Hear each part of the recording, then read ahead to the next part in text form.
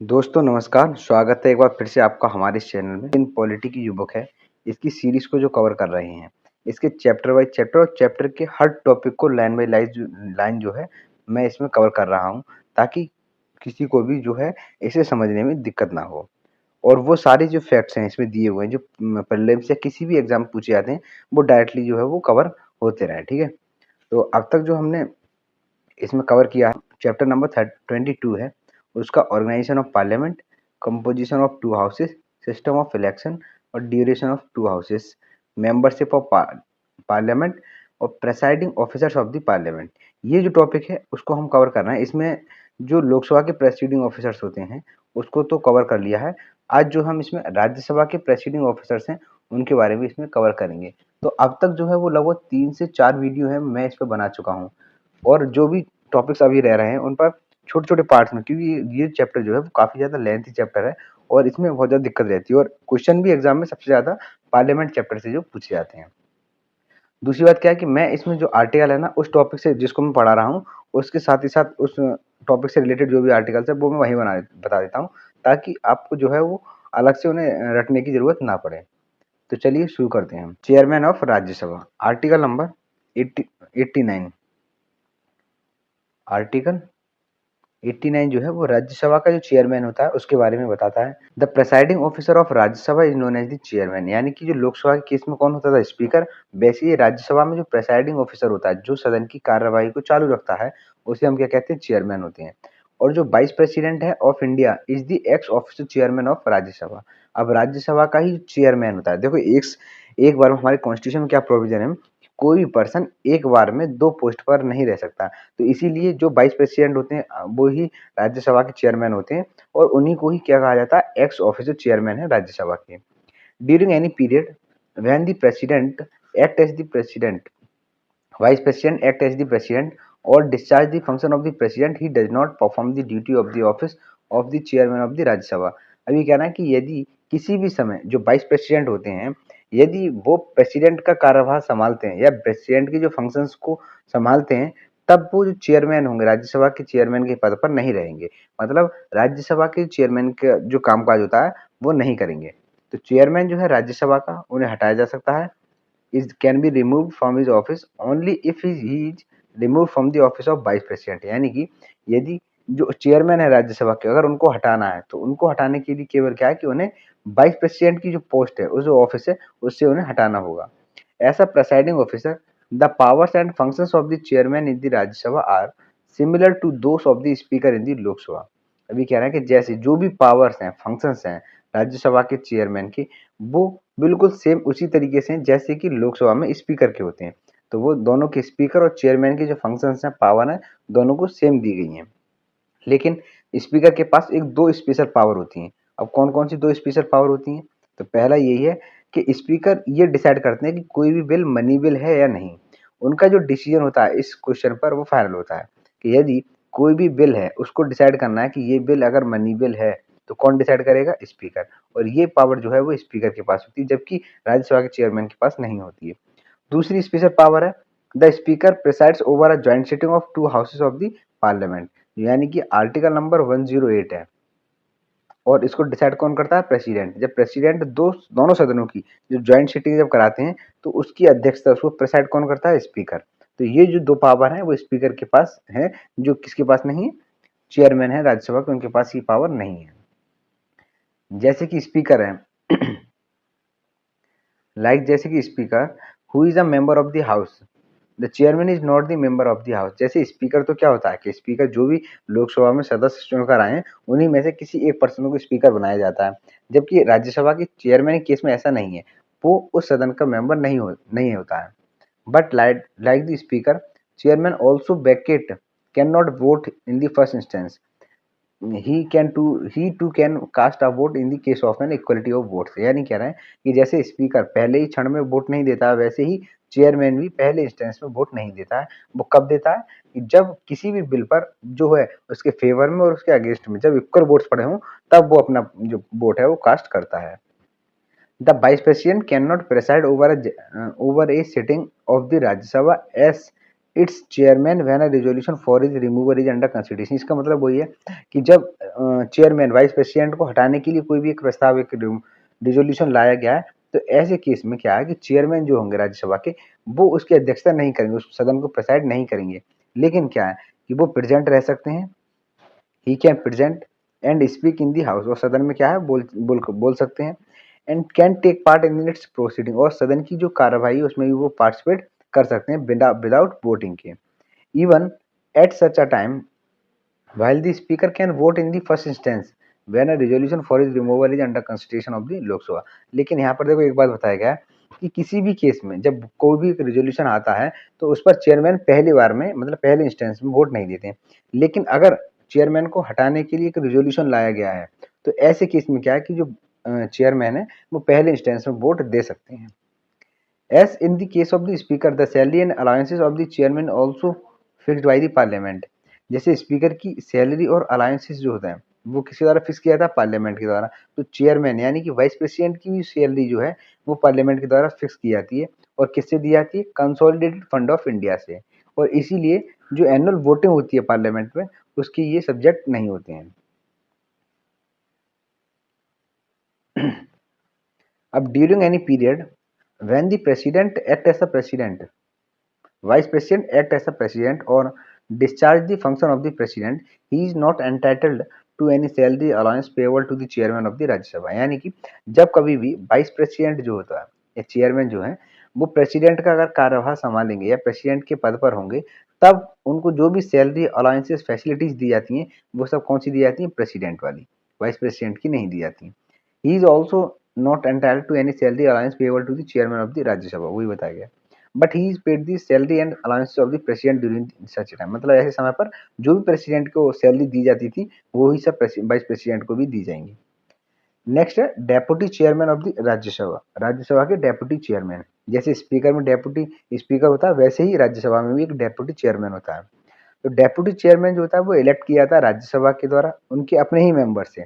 जबकि अभी हमने क्या देखा था, चेयरमैन जो है वो उनका मेंबर नहीं होता, वो कोई बाहरी पर्सन भी इलेक्ट हो सकता है। लेकिन जो डेप्यूटी चेयरमैन होता है वो राज्यसभा का ही कोई मेंबर होगा, उसको इलेक्ट किया जाएगा।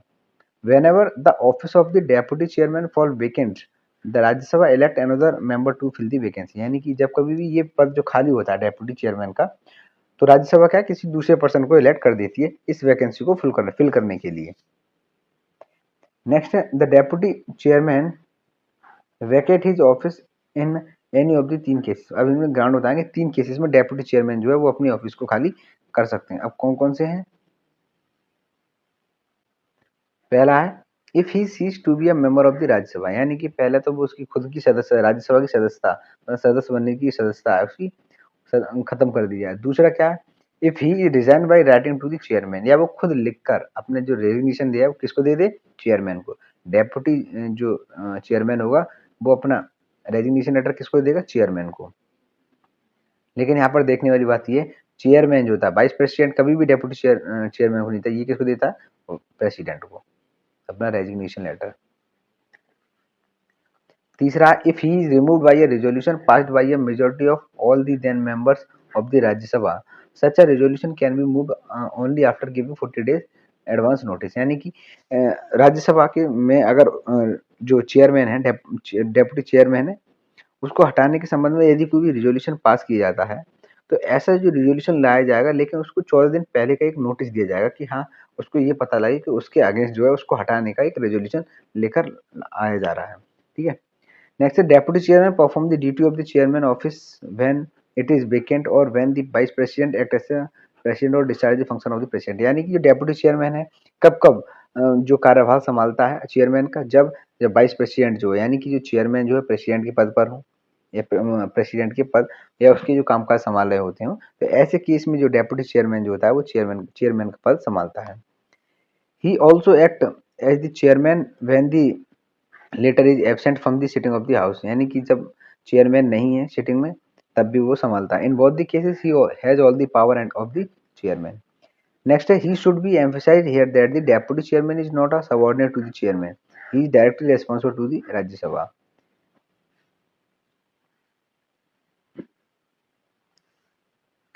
नेक्स्ट है like the chairman the deputy chairman while presiding over the house can not vote in the first instance, यानी कि वैसे ये भी हमने देखा था कि जो चेयरमैन है वो भी कभी क्या है, चेयरमैन हो, स्पीकर हो, डेप्यूटी स्पीकर है, ये कभी भी पहली क्षण में वोट नहीं देते हैं, ठीक है। ये कब देते हैं वोट, या तो जब वोट केस ऑफ टाई, मतलब क्या है कि बराबर बराबर वोट हो जाए तब, ऐसी स्थिति को रिजॉल्व करने के लिए, सॉल्व करने के लिए अपने वोट दे देते हैं, और इसी सिचुएशन को कहा जाता है casting the vote. Further, when a resolution for the removal of the deputy chairman is under consideration of the house, he cannot preside over a sitting of the house, though he may be present। यानी कि उसका अगर deputy chairman को हटाने के लिए कोई resolution लाया गया है, तो वो उस सदन की अध्यक्षता नहीं कर सकता, लेकिन सदन में मौजूद रह सकता है, ठीक है। When the chairman presides the house, deputy chairman is like any other ordinary member of the house. He can speak in the house, participate in its proceeding and vote when any question before the house। यानी कि ये कह रहे हैं जब कभी भी chairman मौजूद है और राज्यसभा की जो प्रोसीडिंग है चेयरमैन की अंडर की जा रही है, ऐसे में डेप्यूटी चेयरमैन जो होता है वो एक नॉर्मल मेंबर की तरह होता है और वो सदन की सभी कार्रवाई में पार्टिसिपेट करता है और यहाँ तक कि वोट भी देता है, ठीक है। Like the chairman, deputy chairman is also entitled to a regular salary and allowances. They are fixed by the president and charged on the consolidated fund of India से। अभी कह रहे हैं जैसे चेयरमैन, डेप्यूटी चेयरमैन भी भला से chairman preside कर रहे हो सदन को, लेकिन डेप्यूटी चेयरमैन एक नॉर्मल मेंबर की तरह होगा, लेकिन उसकी जो सैलरीज हैं, अलाउंसेस हैं, वो सब कहाँ से दी जाती हैं, कंसोलिडेटेड फंड ऑफ इंडिया से, और किसके द्वारा फिक्स की जाएंगी, पार्लियामेंट के द्वारा। नेक्स्ट क्वेश्चन, नेक्स्ट टॉपिक है panel of 22 chairperson of the Rajya Sabha. अब जो राज्यसभा में एक पैनल होता है 22 चेयरपर्सन का, जैसे कि अभी हमने देखा था, पहले एक पैनल देखा था, एक लोकसभा में होता है, ऐसे ही राज्यसभा में होता है। तो under the rules of Rajya Sabha the chairman nominates from amongst the member of a panel of a 22 chairman, यानी कि जो राज्यसभा के मेंबर, उन्हीं मेंबर्स में से एक पैनल बनाया जाता है 22 चेयरपर्सन का, ठीक है। Any one of them can preside over the house in the absence of the chairman और डेप्यूटी चेयरमैन। और इसका मेन उद्देश्य क्या होता है कि जब चेयरमैन और डेप्यूटी चेयरमैन भी नहीं है, दोनों में से कोई पर्सन नहीं है, और उस सदन को कार्यवाही जारी रखने के लिए उस पैनल में से कोई पर्सन आ सकता है और उसकी अध्यक्षता कर सकता है सदन की।